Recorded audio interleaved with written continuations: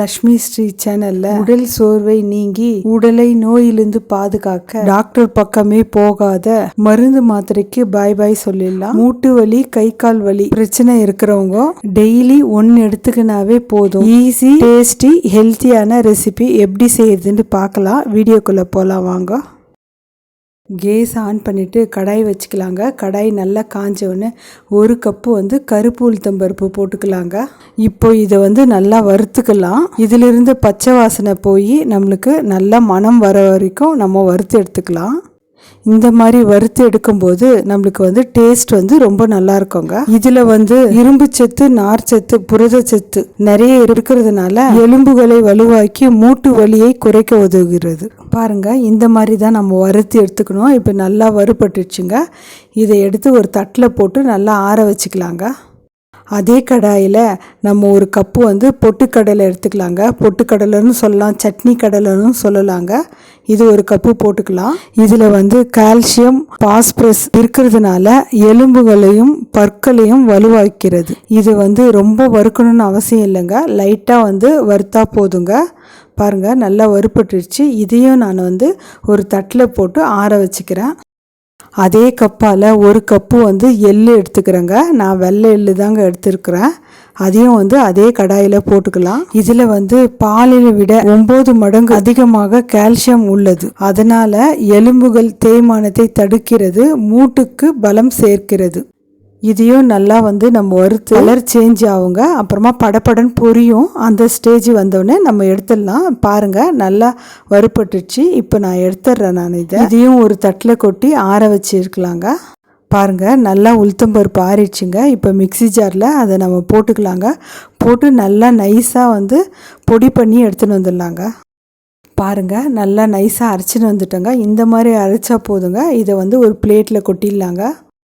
அதே போல் அந்த மிக்சியிலே நம்ம கடலை வறுப்பட்டுச்சு பாருங்கள், அதையும் போட்டு நம்ம நைஸாக அரைச்சி எடுத்துன்னு வந்துடலாங்க. இதையும் பாருங்கள், நல்லா நான் நைஸாக அரைச்சின்னு வந்துட்டேன். இதையும் ஒரு பிளேட்டில் கொட்டிக்கலாங்க. இதே போல் நம்ம எள்ளையும் நல்லா நைஸாக பொடி பண்ணிக்கணுங்க. நம்ம அரைக்கிறதுக்கு முன்னே கொஞ்சமாக எள்ளை 1 கப்பில் எடுத்து வச்சுக்கலாங்க. மீதி எள்ளெல்லாம் போட்டு நல்லா நைஸாக அரைச்சின்னு வந்துடலாங்க. ரொம்ப அரைச்சோம்னா அது எண்ணெய் பிரிஞ்சு வந்துடுங்க. ஓரளவுக்கு அரைச்சி எடுத்துன்னு வந்துடலாங்க. பாருங்கள், இந்த அளவுக்கு அரைச்சா போதுங்க. அரைச்சதையும் ஒரு பிளேட்டில் போட்டுக்கலாம். நம்ம இது ஒரு பக்கம் இருக்கட்டுங்க.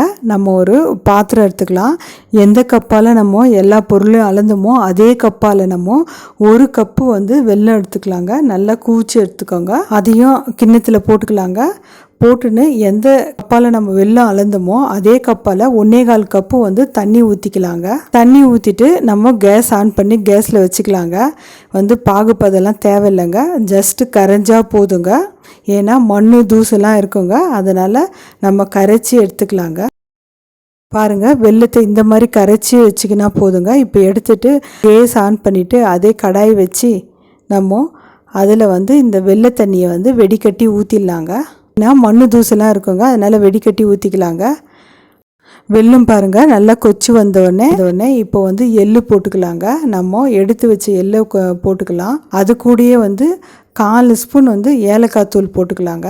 இப்போ பாருங்கள், நல்லா கொதிக்குது. இப்போ இந்த ஸ்டேஜில் நம்ம அரைச்சி வச்ச மாவுங்கள்லாம் நம்ம போட்டுக்கலாம். ஸ்லோ ஃப்ளேமில் வச்சுட்டு நம்ம எல்லா மாவையும் போட்டுக்கலாங்க. போட்டுட்டு கைவிடாத நம்ம நல்லா கலக்கி கொடுக்கலாங்க. பாருங்கள், நல்லா கலக்கி கொடுத்துட்டோம். இப்போ நீங்கள் 2 ஸ்பூன் நெய்யினா ஊற்றிக்கோங்க, நல்லெண்ணெய்னா ஊற்றிக்கோங்க. நான் நல்லெண்ணெய் தாங்க ஊற்றிக்கிறேன். நல்லெண்ணெய் ஊற்றிட்டு நல்லா கலக்கி கொடுக்கலாங்க. பாருங்கள், நல்லா கலக்கி கொடுக்கலாங்க. கலக்கி கொடுக்கும்போது நம்ம கடாயில் ஒட்டாத வருங்க. அப்போ இது ரெடி ஆயிடுச்சுன்னு அர்த்தங்க. இப்போ நம்ம எடுத்துடலாங்க. இந்த மாதிரி தான் ஒட்டாத வரணுங்க. பாருங்கள், நல்லா சுருண்டு ஒட்டாத வந்துக்குது. இப்போ நம்ம தட்டில் எடுத்து போட்டுக்கலாங்க. ஓரளவுக்கு ஆறின உடனே நம்ம கையில் நல்லெண்ணெய்னா நெய்யினா தடவிக்கின்னு நம்ம உருண்டை பிடிச்சிக்கலாங்க. உளுத்தம்பருப்பு எள்ளு உருண்டை ரெடி ஆயிடுச்சு பாருங்கள். நான் எந்த கப்பில் மெஷர்மெண்ட் எடுத்தனோ அதே கப்பால் எல்லா பொருளும் போட்டதுனால 15 உருண்டை வந்துக்குது. டேஸ்ட் வந்து ரொம்ப நல்லா இருக்குங்க. டெய்லி வந்து கை கால் மூட்டு வலி இருக்கிறவங்க வந்து டெய்லி சாப்பிட்லாங்க. உடம்புக்கு ரொம்ப நல்லதுங்க. பாருங்க லட்டு வந்து எவ்வளோ சாஃப்டாக வந்துக்குது.